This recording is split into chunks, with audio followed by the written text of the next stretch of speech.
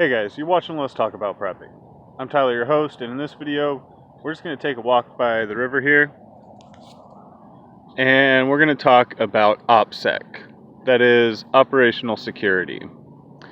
I've been meaning to have this conversation for a little while because I was recognized at work by somebody from my channel. Now, if that sounds like BS, it would be if I said that it happened organically. I'm way too small for that. I put up business cards in the local military surplus store and a couple other places. I was still really thrown off when he asked if I was Tyler from Let's Talk About Prepping. But this really raises some concerns for other people when it comes to my Opsec. And I've often gotten comments about being careful with landmarks and things like that. And I am careful with license plates and location signs and a few things. But people have already guessed pretty well the area that I'm at just by the terrain. And I'm not exactly ready to have never filmed a video outside. Some people do film only in one spot inside that's completely nondescript. But while I don't want to be swatted or trolled or harassed or anything, I did discuss with the adult members of my household the potential for that kind of thing before I ever started a YouTube channel. And whether or not they discounted the likelihood of it, they all accepted that I would be doing something that could lead to that. But there are things that you can do to lower the risk of the police department actually following through on that. In fact, if you've contacted them, there's a pretty good chance that they're just going to start trying to figure out who's attempting to swat you. But a lot of that ends up happening because of other things that you're doing, like arguing with people online or in real life, or having ex-significant others or etc., neighbors that are angry at you and know that you're YouTubing. Then there are people who are able to simply find somebody's address simply from walking into a chat room online and cold calling. So let's talk about Opsec the way that most people are concerned about it, and the way that Rogue Preparedness asked people in her video, what do you do when someone finds out that you're a prepper, or what would you do? And this is relevant for pretty much everybody listening because you are probably to some degree a prepper. And if the norms within the community hold for you, you probably don't want people to learn about it. And there's a couple reasons for that. One is because there's a stigma against it, and people tend not to want others to know that they're preppers because you're worried that they'll judge you. Then you have the fact that you might be worried that they will want to come to your place if anything bad should ever happen. And I've had people say that. I worked at a place where pretty much everybody was preppers, and so we talked pretty openly about it. And one of the other guys wasn't. When I was talking to him, he said, well, no, I don't think that I could ever really prepare for something like that. So if it did happen, I'd just have to come and try to take what I could from people like you guys. And he was sort of joking about it. But I made it very clear that his coworkers, we were working in a gun shop, were much better armed than he was. And that most people who have anything worth taking are going to be well armed enough to make it not worth most rational people coming to take it. And then you get into the realm of people who are not rational. And yeah, it would be very good to have irrational people be ignorant to things that you do. I think it's good to identify irrational people and avoid them already. But it is probably a good idea to at least remain constantly aware of what someone knows about you. I think that that's something you should already be doing anyways. I'm a pretty private person in general, and before I started my channel, I really didn't talk about that kind of thing with many people at all. Now, that doesn't count for friends and things like that. But ever since I started my channel, I have actually started to be much more open about that kind of thing. And part of that is because of decisions surrounding me starting my channel. Now, part of that has to do with my area. In my area, the demographic of the population is quite a bit different than most areas. For one thing, it is one of the areas where preppers tend to go to retire or to build their bug out locations or etc. And there's just a lot of native homesteaders, farmsteaders, and preppers here. A lot of veterans, a lot of gun shops, and just a lot of the different things that coincide with this community. So for one thing, there are a lot of people who are preppers, openly, and the majority of them have many times what I have. So, for one thing, if somebody in my area wants to be getting things from someone, I really don't have enough to be worth taking in the first place, let alone the resistance that somebody would meet compared to how little they'd be getting out of it. And that really goes for most preppers. Most people who have anything worth taking are covering the self-defense side of it well in advance. In fact, that's sort of one of the problems in the prepping community, is a lot of people are trying to take care of the firepower to the detraction of other preps, basically. So most preppers are basically sitting on a bunch of bullets and a few guns, not even enough food and fuel and things like that for you to get anything out of. You would basically end up getting a little bit of a weapon stockpile. But let's say that you've got somebody who is prepared to take from other people. Let's say you have some of those very preppers who are guns and bullets only. And let's say that you talk openly with them because you think that they're a prepper, and what it comes down to is they're going to show up hoping that you'll meet some kind of arrangement. Well, knowing that you'll meet some kind of arrangement. Yeah, that would be good to not let anybody who's not fully committed to your plan of action and who isn't fully prepped to the extent that you need someone to be prepped to work with you, it'd be good not to let them know the extent of your preps, especially if they are to an extent that that person would potentially want. So what does that come down to? You have a friend who is a prepper, and you guys talk somewhat openly about videos that you watch or ideas around prepping, stuff like that. You don't necessarily want that person to see your stockpile. That person would very definitely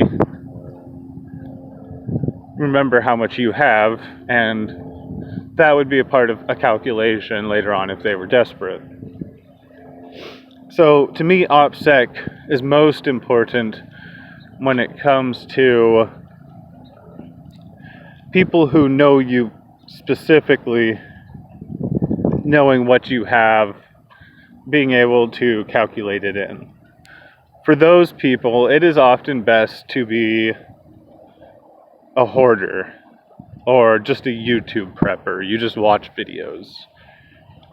This is where having your preps somewhat concealed within your home so that if people visit, that it doesn't look like you're a prepper, comes into play for a lot of people. If you are a beginning to middling prepper, meaning you don't necessarily have the ability to protect everything you have, you don't necessarily have your home set up the way that you would like it to be, to store all your things in a discrete fashion, that is where, while it would be just fine to let people know that you care about prepping, that you care about emergencies and stuff like that, you wouldn't necessarily want them to think that yours is a source of anything. It's when you start becoming somebody who wants to network with others, who wants to be seen as valuable so that you gain value from others, that it starts being worth displaying what you have, what you're capable of.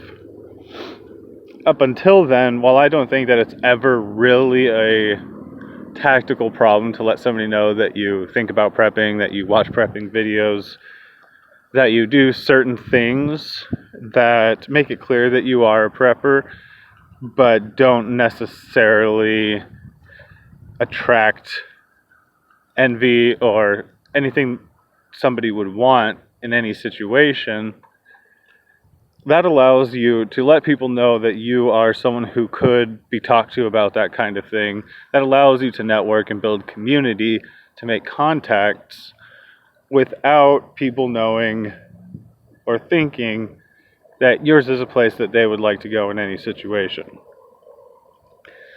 Being the person who thinks about it but doesn't have much puts you in a position where you can say, oh, I care about that, but I don't really put any money into it, or I always procrastinate doing it.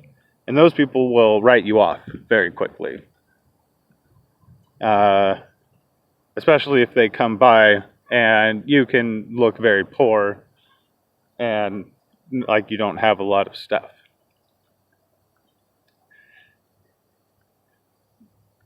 So that brings us to channels. It's sort of a funny thing because some channels care a lot about Opsec, and some channels have their address right there in their About section. And plenty of them only want you to win a giveaway or be a channel yourself, and they'll give you their address.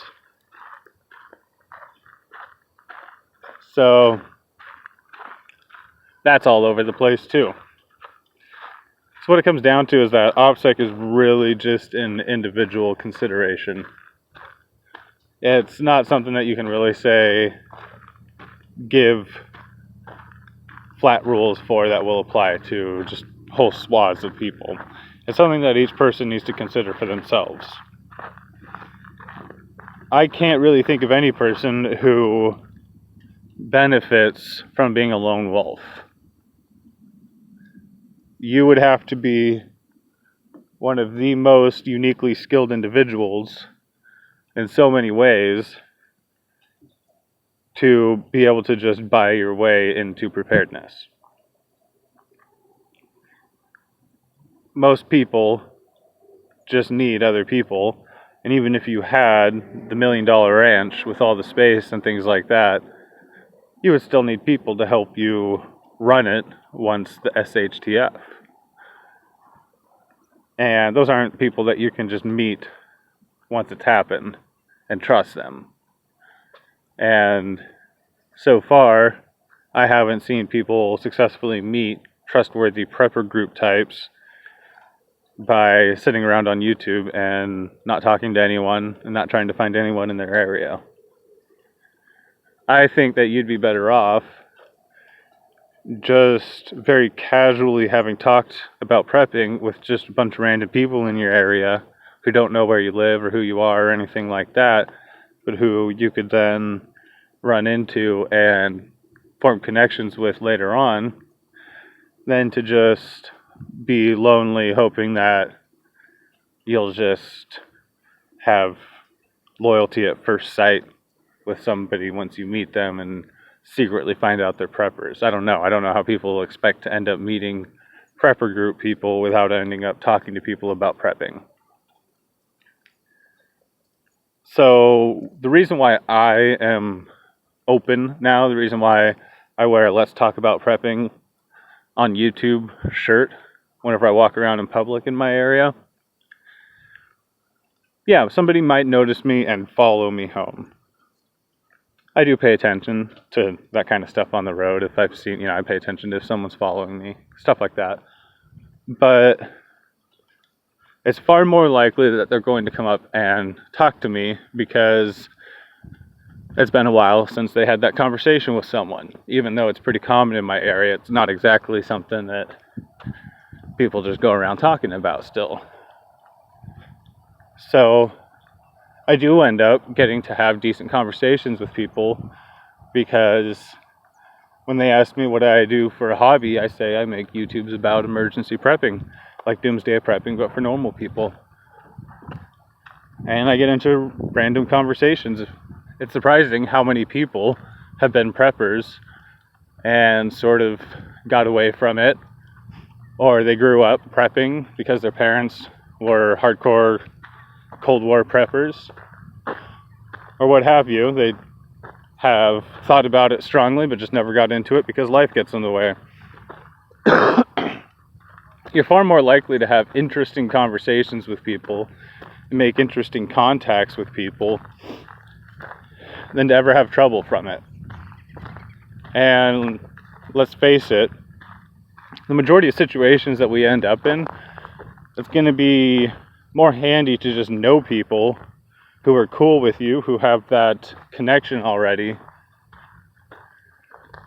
than to be worrying about them coming with a truck full of guys to take food from you. I mean, that's sort of watching The Walking Dead a little too much. Yeah, it can happen. It's a concern. But you're far more likely to be lonely and hungry than you are worried that other people are going to come take your stuff. So far from Opsec being about hiding from people, I really think that you need to start thinking about it like the military does, which is where the idea came from.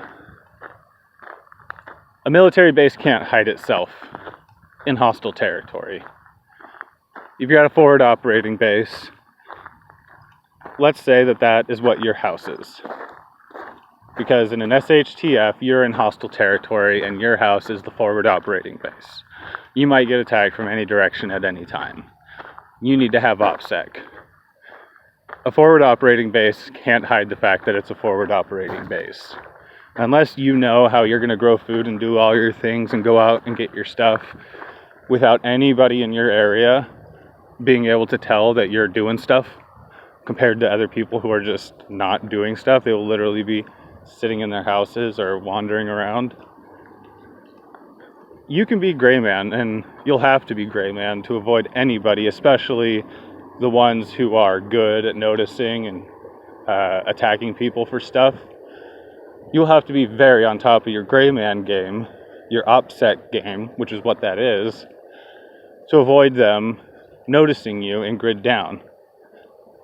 It's pretty likely that the person who says, I'm going to come to your house, won't even make it to your house, or whatever. We'll talk about how to deal with people who show up at your house later. That's a whole another conversation. But other people are going to show up at your house if you don't have your Opsec down post-collapse. So while you're worrying about not letting anybody know that you prep, keeping everything secret, hiding all your traces or whatever, what you're really doing is keeping all your potential friends in the dark and hopefully at least researching in the background how you're going to keep Opsec going and grid down when you have to lug a deer home or whatever, because somebody's going to notice that you're doing stuff, and then all the time that you spent keeping everything quiet has gone out the window because hungry Nathan down the street now knows that you're out and about doing stuff, or they see you have a garden or whatever. So I'm not saying don't worry about secrecy now just because someone might notice you later, but there is a lot to it, and I think a lot of people just sort of choose to be secret because it's sort of fun, and that's just what everyone says to do. But I truly think that community, even if that is just random normies, know that you prep, so that when the grid goes down and you all end up at the marketplace together, they come over to you and say, hey, is there anything that I can do to be of value, or is there something that you need done? You have people looking to you. It is always good to not let people know where you live. Who wants people to know where they live? I mean, come on. People knock on your doors now and later, so just don't let people know where you live. But don't stress yourself out over it. What do I say when someone finds out that I'm prepping? Let's say that I'm not a channel creator right now. Yeah, I want to be ready if the power goes down or can't get food from the stores or whatever. I don't do much. I just watch YouTube videos and think about it. And then I let them talk. I think it's generally just a good idea to let someone else talk anyways. You learn more that way. But if you're being observant, you'll get a good feeling of whether or not you want to tell them anymore pretty quickly, I think. So, those are just a few of my thoughts on Opsec. Definitely a big enough topic to continue talking about later. Anyways, definitely interested in your thoughts, how you feel about it. I know that I've got a whole slew of people here who feel different ways about it. Some of you are pretty public about who you are, where you are. Some of you are pretty private. So I'd love to hear from you. Hope that was interesting. Hope you're all doing well out there. Everybody stay safe.